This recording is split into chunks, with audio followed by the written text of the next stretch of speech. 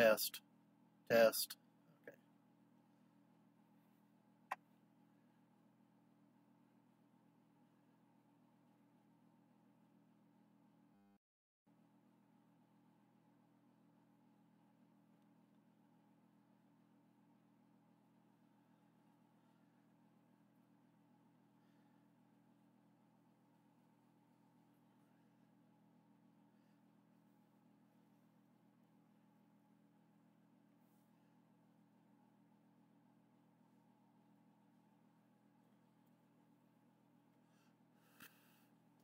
Hey, Paul, how's it going? You jumped in there right away. Just came on.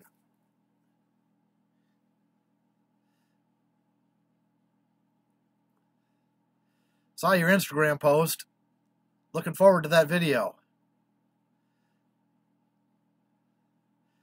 Doing really good. Had a good 5 days out in the shop. Got a lot done. Some of which I'm even going to talk about tonight.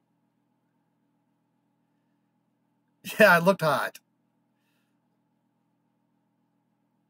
Kind of encouraged me to get going on mine here pretty soon. Sometime after the first of the year, I'm going to get that done.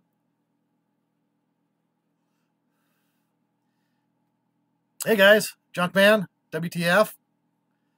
Glad you could join in tonight. Cold here too. Car was saying it was 13 degrees when we were on our way home from dinner a little while ago. It was raining yesterday. Figure that one out.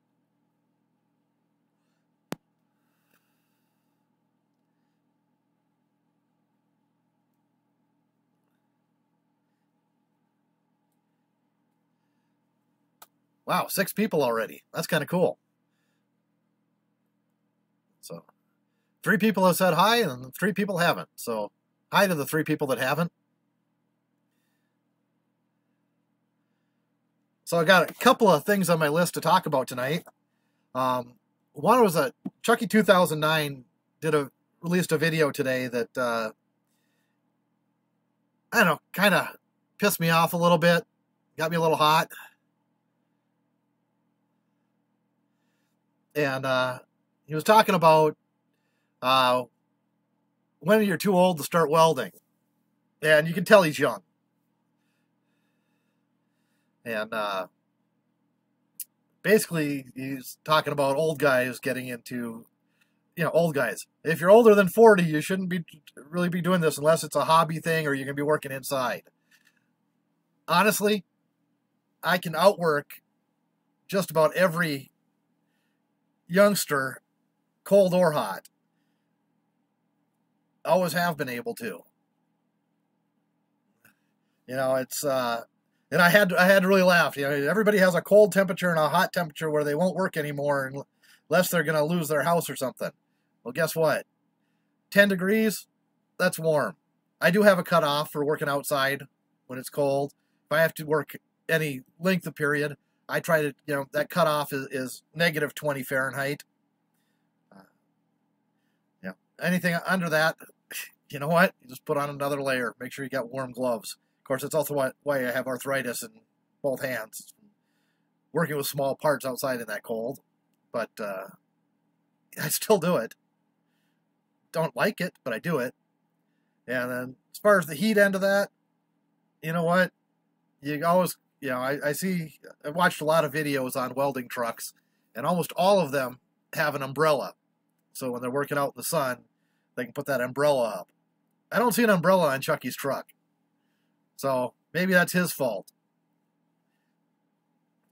So what do you guys think about that? When is it too old to work outside? Yeah, Paul. Yeah, I say the same thing about said the same thing about my dad. He passed a couple of years ago now, or a year and a half ago now, and pretty close up to the last year or two, he outworked me all the time. The man had amazing stamina. He could just keep going and going and going. I think part of that is he was a little bit thinner than I am too. But it's the temperature thing just really cracked me up. Like, it's ooh, 10 degrees, it's too cold to work outside. Now, maybe I'm just a little more used to working in the cold, or the fact that he's a kid and just didn't want to get out and do it if he didn't have to. The other video he released today, setting the valves on that tractor engine, I almost wanted to make a comment on his video. Hey, finally somebody with skills on Chucky's channel, because he was Stephen Cox was doing the work.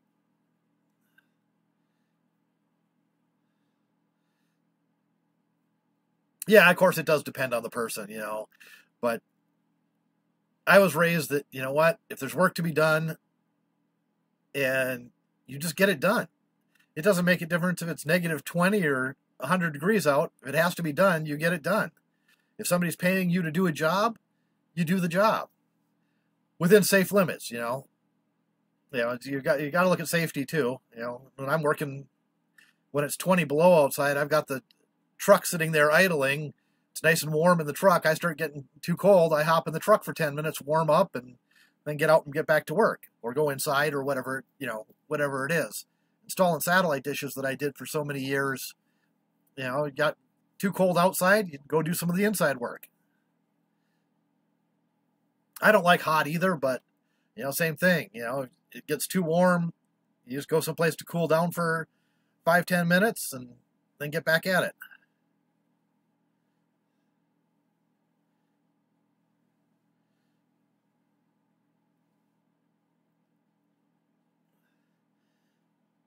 So the other thing that I was, before that video that I was going to talk about tonight, was equipment maintenance. A couple of days ago, I was working, I actually was working on the belt grinder. Video on that will be out on Saturday, the next section of that. But actually, I wasn't working on the belt grinder. I was working on a gift for a Secret Santa gift for somebody on Garage Journal. And the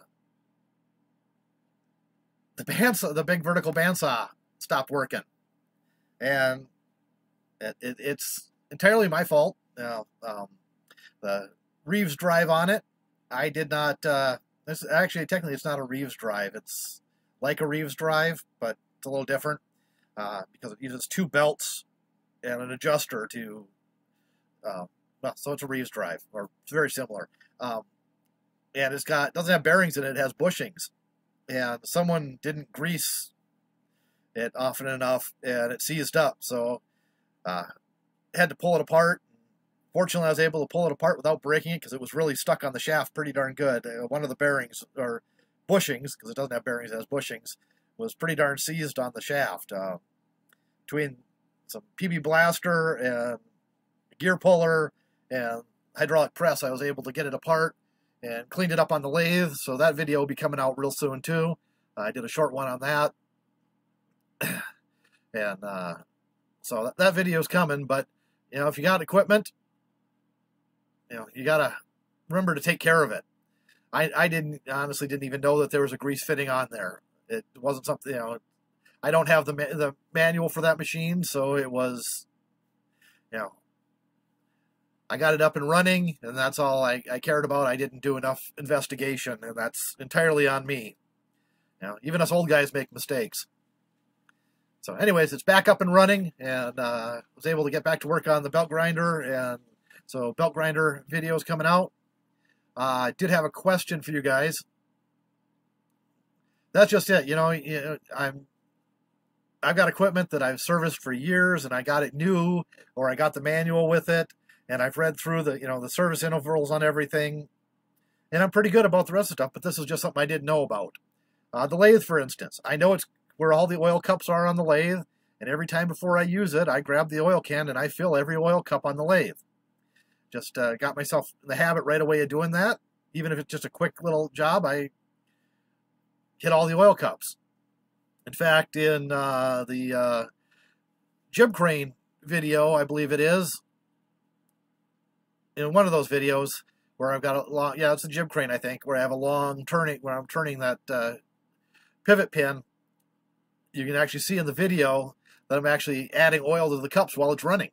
Just, it had been running for a couple hours. It was time to make sure all the cups were still full of oil. So I went ahead and did that while it was making its cut.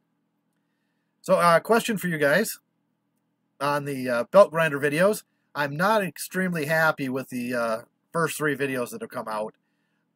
And my original plan was to redo the videos and with a voiceover and put them up for Patreon people.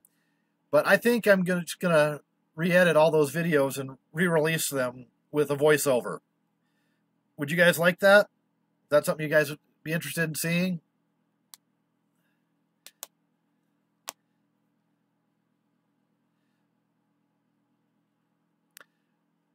Yeah, a couple places that I've worked on where we've had equipment, that was the morning ritual, was fuel and grease.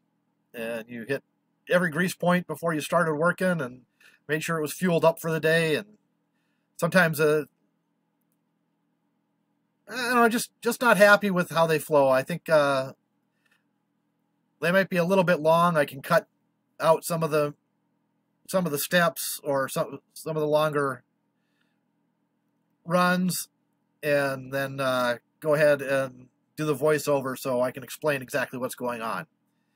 So I don't know, if it's something that you think people would be interested in a better video of it, I've got time right now, so I can go ahead and do that. And because I've already edited them once, I wouldn't. I've taken out all the crap video, and I just have to shorten up some of the sequences and slow them down a little bit from the high speed and go ahead and do the voiceover on them.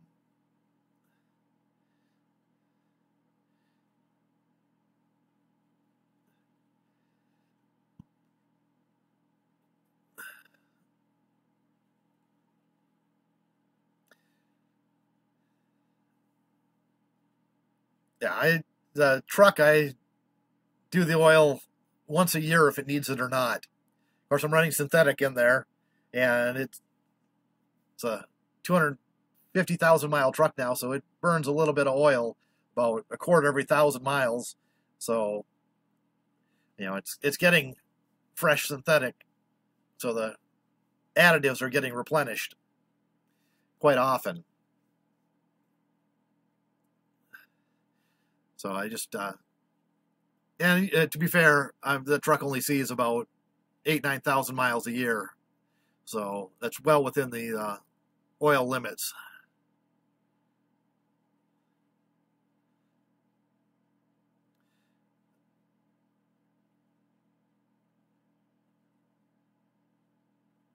Yeah, and most heavy equipment requires the same thing, right? The owner's manual or the service manual, it says, these points must be oiled or greased, depending on what it is, on this basis, and most of it's based on a daily runtime, what they figure the average runtime is for the machine for a day. So I remember running a backhoe for about 6 months, and that was my daily routine. Was get there, start it up, get it warming up, start greasing everything, then pull it over to the fuel truck and fuel it, and then get to work. If the fuel guy hadn't already been there and fueled it. Most of the time the fuel guy didn't show up. I think he showed up at about 8:30 in the morning, and he'd take he'd go hit any machines that hadn't been filled yet, and then take the truck off to the depot to get refilled on fuel for the next day.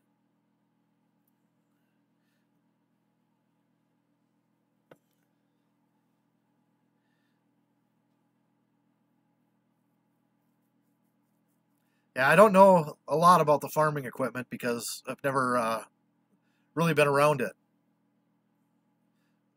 Spent quite a bit of time with heavy equipment over the years, though.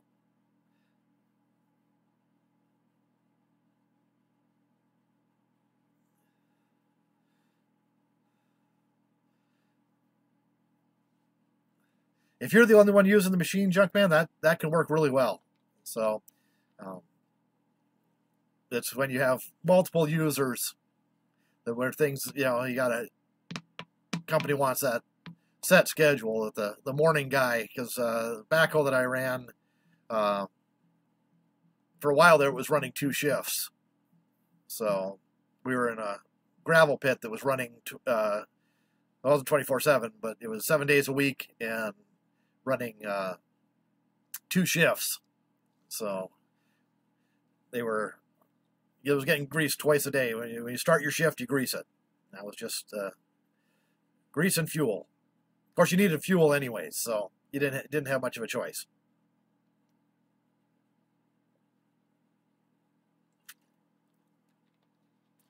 I really liked that job too. I was sad when it ended. So, but the pit was geared up and running that hard for a big highway project.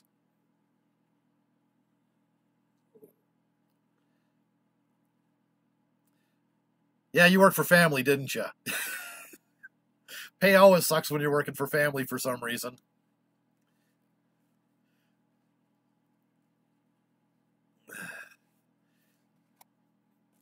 I had just had this discussion about 6, 7 months ago with my uncle.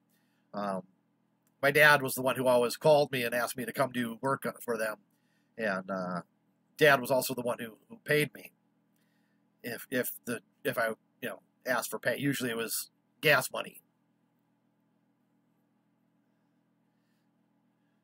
and so my uncle calls me up and says, "Hey, can you come do this for me?" And I told him that he should just hire a local electrician to do it because it's about an hour drive, an hour and a half depending on traffic. And he said, "Well, God, an electrician wants this much to do it." And I said, "Yeah, that's what I charge to do it too." He thought because I was his nephew that I would work cheaper. So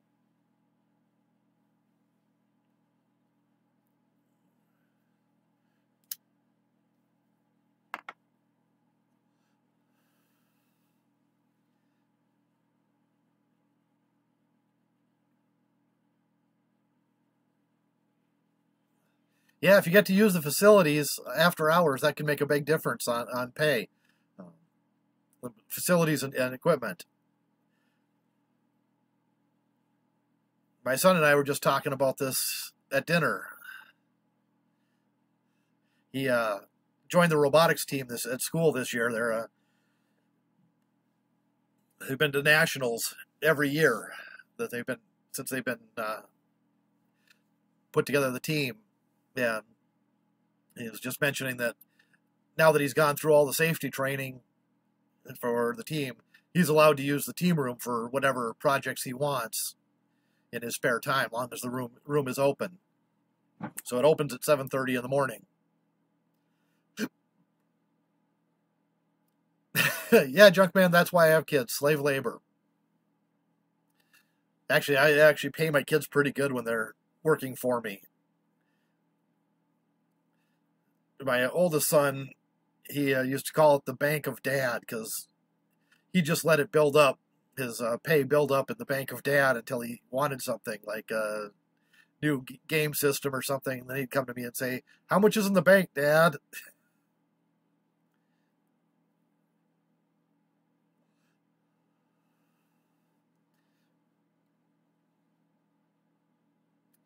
Lytton, Wisconsin. Does not ring a bell. What part of Wisconsin is that in?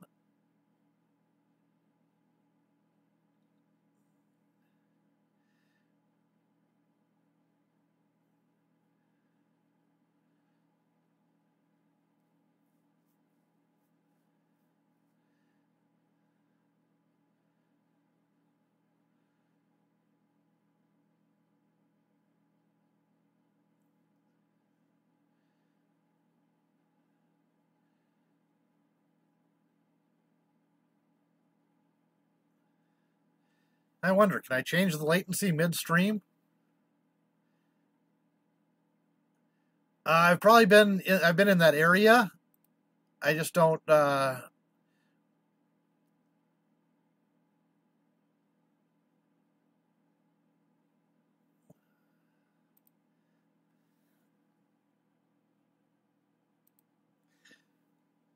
Just in case anybody's wondering, you can't change the latency during a live stream. You have to do it before. Oh, speaking of which, live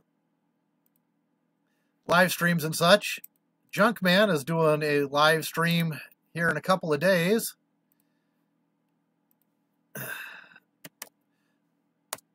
There's the link. If you want to go set a reminder for that, he's going to be doing a poll and asking some questions for you. So I'm going to try and be there for his live stream. Junkman, what I didn't notice. What time is that? I see it's telling me it's in 2 days, but what time was it at? Are you starting that?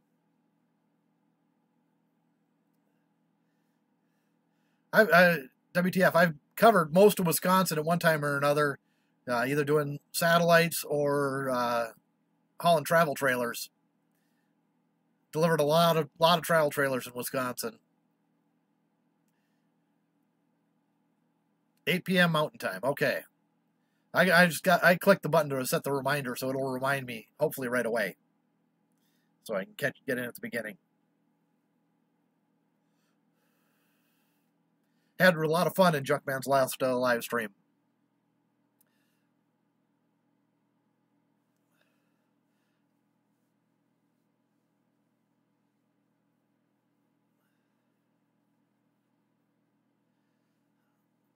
So that was it for the topics that I had.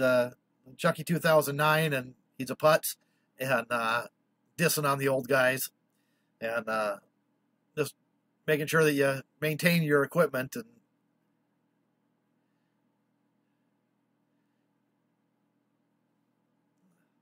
yeah, the shop is actually like 7 miles from the Wisconsin border. If there wasn't a whole bunch of trees and stuff in the way, if I could shoot straight over. It's about 20 miles by road to get into Wisconsin.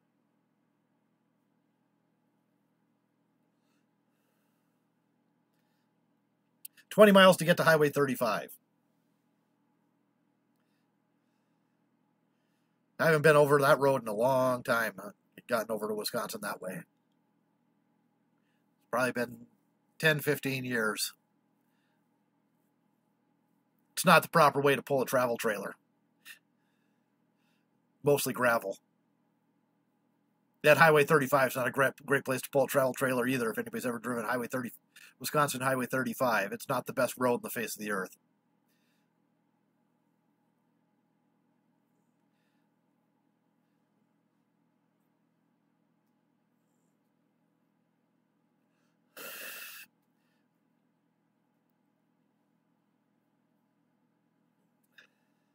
Some of the stuff he's done talking about the trades and stuff lately, I've mostly agreed with Chucky on, but his delivery needs some work.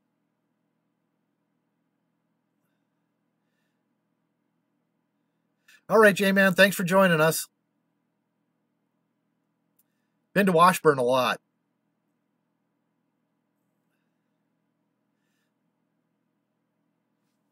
Let's see, can I move that back a little bit?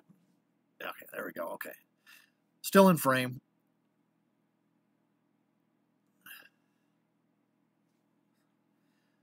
So, Paul, when is that furnace video coming out? That could be out this Friday? Looking forward to seeing you melt something. Because that thing looked hot.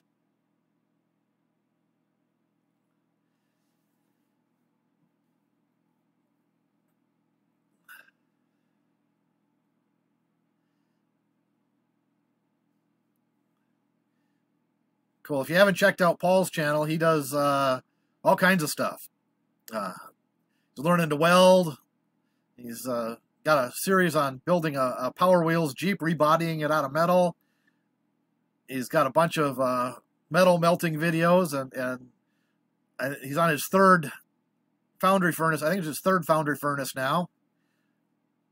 And last Friday, he put together a temporary forge, gas forge, that he can use and then take apart and put on the shelf and pull it back out next time he needs it. Which is kind of really nice for a small space. It's easy to set up, and I think he's got to make one more part for it. He's got to make a holder for the burner so the burner can go on it properly. So I don't know if he has that done yet or not. I'll have to watch the videos and see.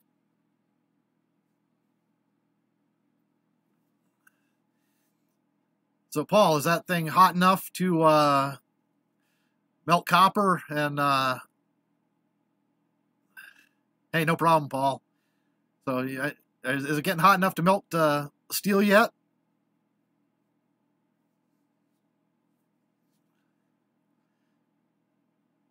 Well, that's another video that we can look forward to seeing then. And just remember, you don't need an anvil, you need an anvil-shaped object.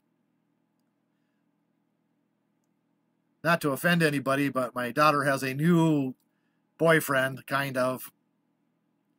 And she said, well, Dad, you won't like him. He drives a Toyota truck. And so we were talking about that a little bit today, and we decided that Toyota is not a truck, it's a truck-shaped object. Then again, she's grown up with my trucks. I've never owned anything. Even my Suburban was a 3/4 ton. The only thing that family vehicle of mine that she has that wasn't up to that weight was the Tahoe. Yeah, we didn't have the Tahoe long because it wasn't up to the work that I wanted to put it through.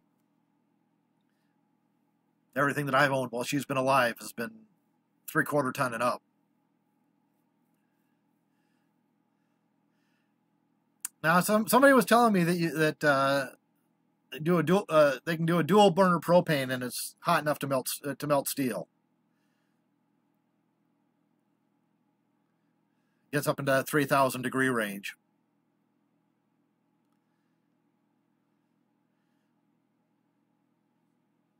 Or the steel or the cast iron. One of the two. Anyways, I haven't done enough research on it to see what's needed. If I want to melt steel, I grab the oxyacetylene torch. And then I'm just melting a very thin line and oxidizing it to make it into 2 pieces, not pour it into 1 piece.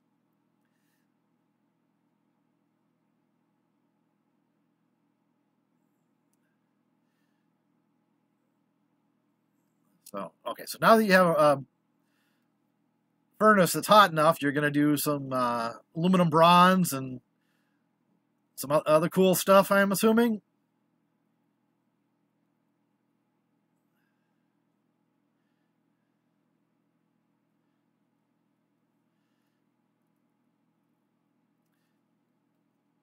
But your furnace is up to it, right? So if you made a oil burner for it, you could oil forced air unit. Your furnace would hold up to it. I'm assuming. I think that's you said, or though is your furnace not able to handle those temperatures?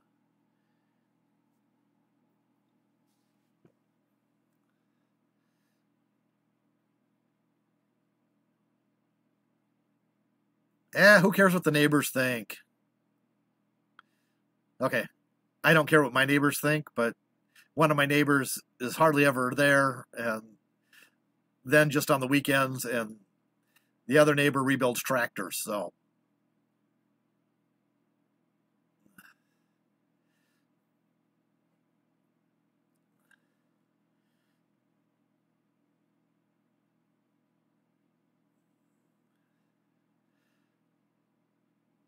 Yeah, you need some pretty stout refractory to keep that heat without it grenading the furnace, I imagine.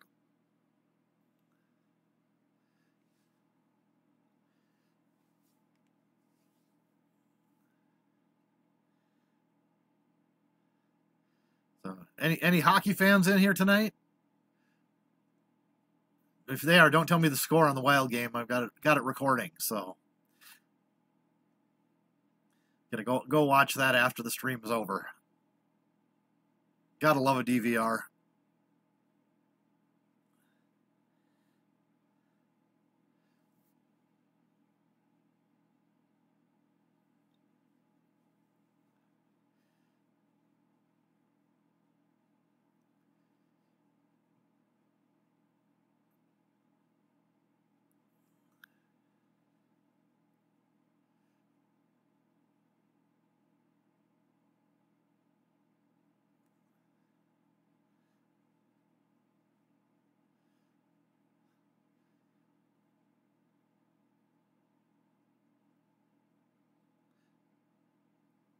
So what else can I talk about tonight? Well, I am going to be building a foundry furnace. I just haven't decided if I'm going to go the fire brick route like Paul did, or if I'm going to just use the high heat refractory and Kaowool. So I still have to decide how I'm going to do it. I've had a plan in mind, but after seeing Paul's, I might change up the plan a little bit. Fortunately, I have a good local supplier, so I can get all the stuff to do it on my way out to the shop. It's they stock all kinds of fire brick and all that stuff, so I don't have to go any place to get it. And then, of course, I've been thinking I've got a old electric kiln that's lined with refractory. So I might see if I can pull that apart and cut the because the electronics in it have died. The heating elements are gone out of it. So I might see if I can just cut take the refractory out of it and use that to line my furnace. So be kind of cool just to shrink it down a little bit because it's pretty big because it's a kiln. But it's got nice stainless steel, shiny stainless steel skin on it. That might be a way to go. I have to think about that a little bit more.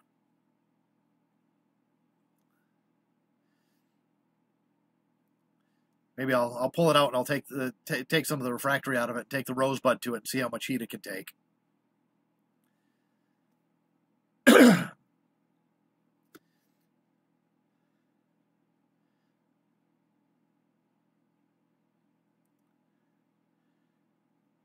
Oh wow, down to 2 people now. They're dropping like flies, man.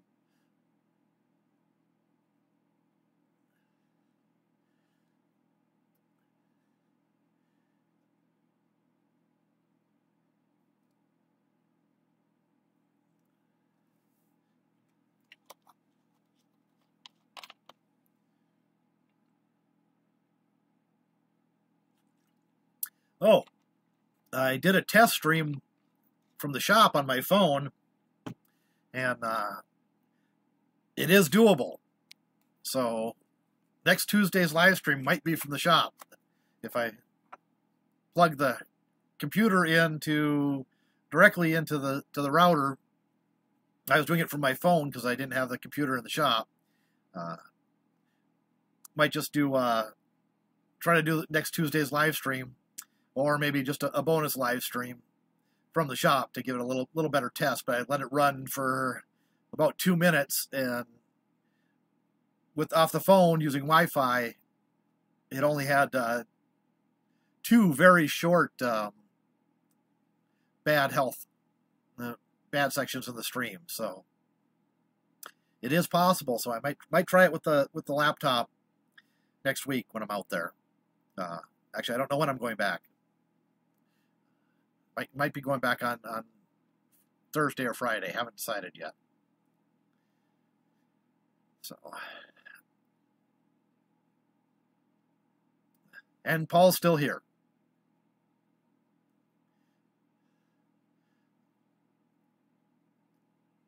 Who else is still here?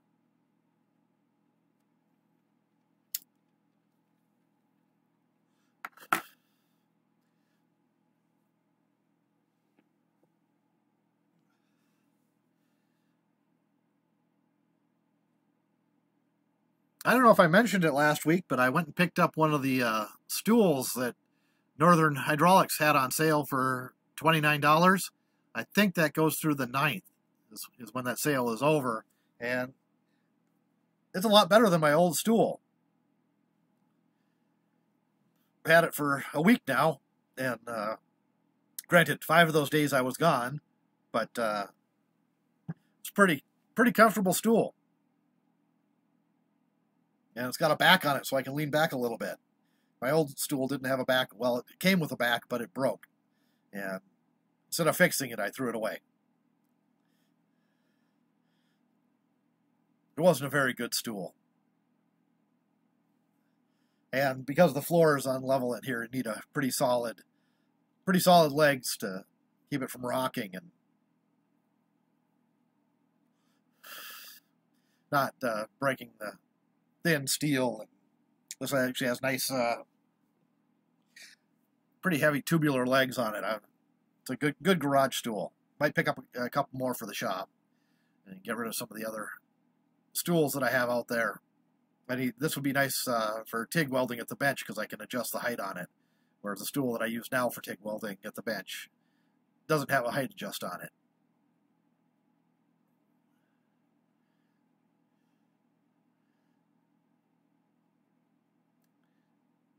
Well, guys, I think we're going to cut it for tonight. Thanks for being here. Thanks for watching. If you haven't yet, go ahead and hit that subscribe button.